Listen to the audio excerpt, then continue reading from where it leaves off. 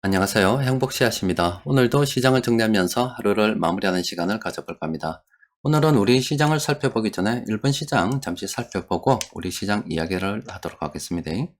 일본 주식시장이 오전에 잘 나가다가 우리처럼 상승을 했습니다. 그러다가 갑작스럽게 이렇게 급락을 했습니다.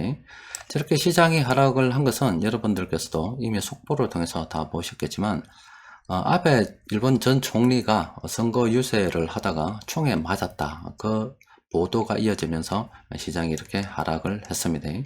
그리고 나중에 나온 뉴스를 보니까 결국 사망을 했다는 그런 보도가 있었습니다. 일본 시장은 저렇게 영향을 받았는데도 뭐 우리 시장은 큰 영향이 없었습니다. 그런데 아베 총리가 일본에서 미치는 영향력, 또 그리고 그동안 아베노믹스라고 해서 아베 총리가 돈을 많이 풀었거든요. 그리고 여러 가지로 해서 일본은 조금 뭐 충격에 휩싸인 것 같은데, 일단은 뭐 우리 시장은 좀 괜찮아요. 평가는 뭐 제가 아베 총리에 대한 평가를 내릴 만한 입장은 아니고, 하여튼 우리 국민들 같은 경우는 그 우익 아베를 좋아하는 사람들은 별로 없겠죠. 근데 참 아이러니한 게, 아베 전 총리가 평소 존경하던 사람을 이토 히로부미라고 그랬습니다. 우리 안중근 의사한테 총 맞아가지고 제사장 갔잖아요. 그런데 참 이런 아이러니가 어디 있습니까? 그 존경하던 그 인물처럼 아베도 참 총기를 금지하는 그런 국가에서 총 맞고 좀 가게 됐습니다.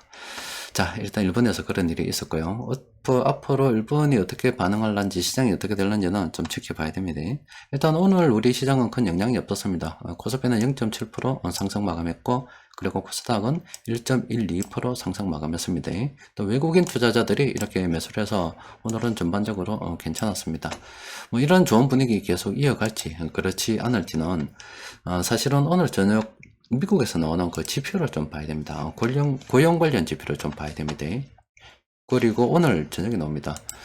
또 그리고 그 고용 관련 지표가 나오면 바로 이 실업률도 이렇게 같이 나오게 되는 거고, 또 저번에 말씀드렸던 실업수당 청구도 뭐 같이 나오게 되는 건데, 결국 말씀드리고자 하는 건 뭐냐면은 미국에서 그동안 이 높은 물가가 참 걱정스러웠죠. 그래서 이게 인플레이션이 굉장히 높아지게 되면, 통제불능으로 접어들게 되면은 사회 혼란을 초래하게 되거든요. 그래서 실제 인플레이션이 높은 국가들 이렇게 보면은 굉장히 사회가 시끄럽습니다. 그래서 경기 침체보다 오히려 더 무서운 게 저렇게 통제할 수 없는 인플레이션인데, 그런 사태를 막고자 연준에서는 강력하게 기준금리를 갖다가 올려가지고 이 물가를 잡겠다고 노력을 했습니다. 그 결과 이 원자재에 투자하는 투기 세력들 기가 한풀 꺾여버렸죠. 그런데 이렇게 금리를 올리게 되면 당연히 경기 침체에 대한 걱정을 하지 않을 수가 없잖아요. 그런데 그걸 갖다가 이제 실제 어떻게 되거나 궁금했는데, 우리 시각으로 뭐 내일 새벽, 미국 시간으로는 뭐 7월 8일 이렇게 고용 관련 지표들이 발표가 됩니다. 그 가운데 뭐 실업도 이렇게 발표가 되는데, 만약에 이 지표가 그 견조하게 나와서 기준금리를 저렇게 올렸음에도 불구하고 고용은 뭐 괜찮다라고 하면 미국 경제는 튼튼하네, 이런 생각을 좀 가질 수 있게 되는 거잖아요. 그러면 이참에 기준금리를 0.75% 한 번 더 탁 올려서 물가를 갖다가 완전히 잡아버리게 된다면은 앞으로 경기만 신경을 쓰면 될 거 아닙니까? 그렇게 흘러가게 되겠죠. 그런데 만약에 고용이 엉망이 됐고 실업이 갑자기 늘어나고 경기 침체 징후가 분명하다라고 나와버리게 된다면은 이 연준은 굉장히 고민스러울 수밖에 없습니다.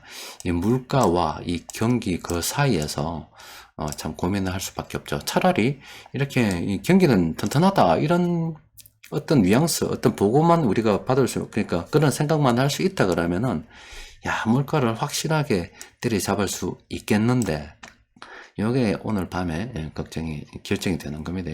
그래서 일단은 시장에서 이야기하는 그 예측치를 봤을 때는 괜찮을 것 같다. 그러면은 미국에서도 좀 안심하고, 이번에 또 7월 13일 날 물가 관련 지표 한 번만 더 확인하고 난 다음에 기준금리 0.75 빵 올려서 확실하게 잡는 쪽으로 가게 된다면은 우리 주식시장도 계속 잘 흘러갈 수가 있는데, 여기 제일 좋은 시나리오입니다.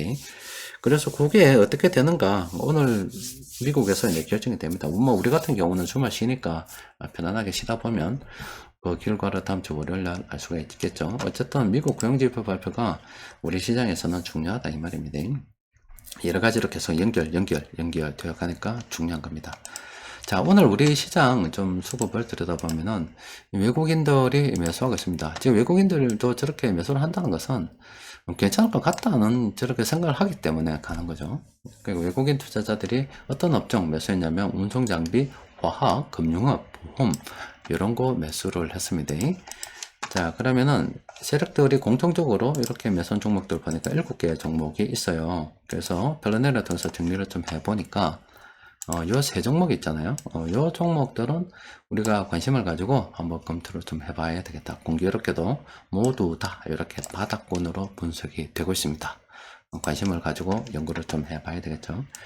그리고 최근 여러분들께 계속 말씀을 드리고 있습니다. 이 변곡점 지표로 분석되는 시장이 지금 바닥이고 앞으로 상승이 예상된다고 계속 이렇게 분석이 되고 있습니다. 그래서 이런 종목들 있죠. 나오는 종목들 꼭 여러분들께서 긍정적으로 검토를 해볼 필요가 있겠습니다. 참 이 주식시장이 참 어떻게 이렇게 흘러갈지 모르는 그런 상황입니다. 그런데 하나 분명한 것은 계속 악재만 계속 이어지지도 않고 또 갑작스럽게 어떤 일이 닥칠지 또 아무도 모릅니다. 아베 총리가 갑자기 저렇게 어떻게 알겠어요? 자기 자신도 모르는 일인데 저렇게 저 세상으로 갈지 어떻게 알았겠습니까? 그죠? 그러니까 이 시장이라는 것은 항상 우리가 어떤 큰 방향성은 예측을 하되 중간중간 일어나는 일들은 예측할 수가 없어요. 그래서 그냥 항상 투자를 진행할 때는 이 비중 조절을 참 잘해야 됩니다. 그리고 여기가 꼭 꼭지라는 아니면 여기가 꼭 바닥이라는 이런 생각으로 투자하기는 원래 또 불가능한 거고 어렵고 대충 이점이 사다고 생각이 되면은 뭐 비중을 갖다가 주식 비중 이점이 좀 많이 늘리는 거고요. 또 이점이 높아졌다 싶으면 또 주식 비중을 줄이고 현금 비중을 좀 내려가는 거고 그래 대충 하는 겁니다. 그러니까 저는 이 주식 투자를 하는 데 있어서 우리 한국인들 주식 투자를 잘 할 수 있는 유전자가 저는 좀 있다 생각합니다. 물론 도박에 대한 유전자가 있을 수도 있겠지만은 저는 어릴 때 시장 가다 보면은 이런 이야기 굉장히 많이 들었습니다. 그거 한 서너 개 주세요. 서너 개 주세요. 아니면 대여 개 주세요. 아니면 좀 넉넉히 주세요. 뭐 이런 이야기 많이 들어봤습니다. 그러니까 저게 저걸로 딱 정해지는 게 아닙니다. 그 세 개만 세 개고 네 개만 네 개지. 서너 개는 뭐고 다섯 개만 다섯 개지. 여섯 개면 여섯 개지. 대여 개는 또 뭡니까? 그런 것처럼 대충 그 언저리에 가 있으면 된다 이 말입니다. 지금은 누가 봐도 고점이라고 볼 수는 없잖아요. 누가 봐도 싼 거는 맞아요. 그럼 바닥인지도 모르지만 싼 거는 맞다 이 말이에요. 그러면 대충 뭐 좀 던져놨고 씨앗을 대충 뿌려놔도 됩니다. 그냥 대충 뿌려놨고 또 나중에 좀 높아지면 대충 또 뭐 수익하고 수확하고 뭐 그렇게 하는 거지. 막 이 정확한 지점을 찾아 들어가려고 하면 참 어렵습니다. 하여튼 이번 주도 변동성이 굉장했다 그죠? 고생하셨습니다.